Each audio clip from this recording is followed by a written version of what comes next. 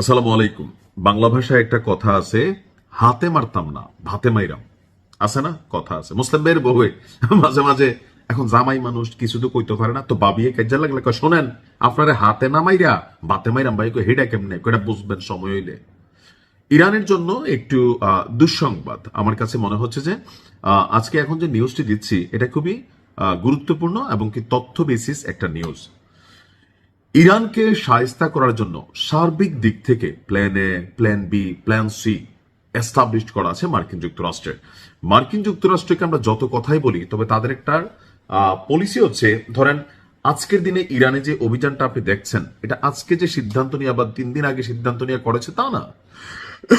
এটা সম্পর্কে সম্ভাব্য 100টা প্ল্যান, 100টা পলিসি, কখন কোন ভঙ্গিতে কোন দৃষ্টিভঙ্গিতে যাবে, কখন সর্বোচ্চ শক্তিটা প্রয়োগ করবে, কখন করবে না, পরিকল্পনা এ যদি ভেস্তে যায় পরিকল্পনা বি কি হবে, সবকিছু সেটেল করা। তো এই মুহূর্তে এসে আপনার বলা হচ্ছে যে ইরানের জ্বালানি মন্ত্রী আব্বাস আলিয়াবাদী তিনি বলছেন যুক্তরাষ্ট্র এবং ইসরায়েল এই মুহূর্তে যে সমন্বিত অভিযানগুলো চালাচ্ছে, এখানে মূল টার্গেট করা হচ্ছে সামরিক বেসামরিক জিনিসগুলোর বাহিরে গিয়ে বিভিন্ন অঞ্চলে পানি এবং বিদ্যুৎ সরবরাহের যে সিস্টেম সেগুলোতে আপনার আঘাত করা হয়েছে।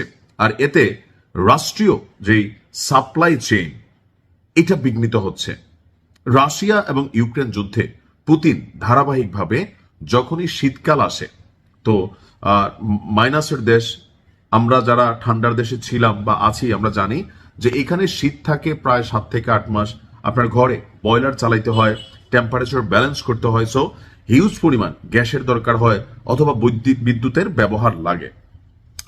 তো রাশিয়া যেমন আপনার ইউক্রেনকে সাইজ করার জন্য তাদের বিভিন্ন এরকম গুরুত্বপূর্ণ অংশগুলোতে টাচ করত, পাশাপাশি যুদ্ধ বিমানগুলোতে রিফুয়েলিং করার জন্য বা এগুলাকে ব্যবহার করার জন্য, লঞ্চ করার জন্য, ক্ষেপণাস্ত্র উৎক্ষেপণের জন্য, ড্রোন, মিসাইল সবকিছু তো আজকে প্রযুক্তি প্লাস বিদ্যুৎ নির্ভর, তাই না, অথবা তাপ বিদ্যুৎ বা বিকল্প। তো ইরানকেও এই মুহূর্তে জনগণের সাথে বর্তমান সরকারের বিচ্ছিন্ন একটা অবস্থান তৈরি করতে, ঠিক পাবলিক যে জিনিসগুলোতে ঝামেলা পাকাবে ওই জিনিসগুলোতে আবার হাত দিচ্ছে। অর্থাৎ ঘরে বসে আপনি বিদ্যুৎ পাচ্ছেন না, আপনি সাপ্লাইয়ের পানি পাচ্ছেন না, নিত্য প্রয়োজনীয় জিনিস পাচ্ছেন না।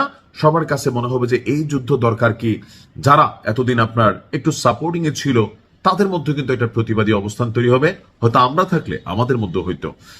মন্ত্রী বলছেন হামলায় ক্ষতিগ্রস্ত অবকাঠামোগুলোকে দ্রুত মেরামতের জন্য কাজ চলছে এবং জনগণের কাছে নিরবচ্ছিন্ন সেবা পৌঁছে দেওয়ার সব ধরনের চেষ্টা করা হচ্ছে। আর জনগণের উদ্দেশ্য তিনি বলেছেন পরিস্থিতি স্বাভাবিক না হওয়া পর্যন্ত পানি এবং বিদ্যুৎ ব্যবহারে সবাই আপনার সংযম অবলম্বন করা উচিত। হামলায় বেশ কয়েকটি গুরুত্বপূর্ণ পানি উৎপাদন কেন্দ্র এবং পানির সরবরাহ লাইন গুড়িয়ে দেওয়া হয়েছে। আর ইরান বলছে যে সরকারি কর্মকর্তারা বলছে জনজীবন স্বাভাবিক রাখতে সকল ধরনের ব্যবস্থা নেওয়া হয়েছে। আর এই সংঘাতে জ্বালানি, পানি, বিদ্যুৎ এই সবগুলা সেক্টরকে টার্গেট করা হচ্ছে। অর্থাৎ হাতে না মাইরা ভাতে মাইরা জনগণকে আরো 3 গুণ খেপাই দিয়া যেই যুদ্ধটা বাহির থেকে হচ্ছে, এর চেয়ে বড় আর একটা যুদ্ধ সরকার পতনের জন্য এখানে ভেতরে ভেতরে করা হচ্ছে। আর এতে এই যে যুদ্ধটায় যে এনার্জেটিক ব্যাকবোন ছিল ইরানের, এটাতে কিন্তু একটা আঘাত আনতে যাচ্ছে। তবে আমি মনে করি ইরানের জনগণের উচিত এই মুহূর্তে সংযম অবলম্বন করা। ভাই এখন তো মিনিমাম লেভেলে পাচ্ছেন, এরপরে কিন্তু আমসালা সব চলে যাবে, রাষ্ট্রটা হারাবেন। আল্লাহ হেফাজত করুক। আসসালামু আলাইকুম।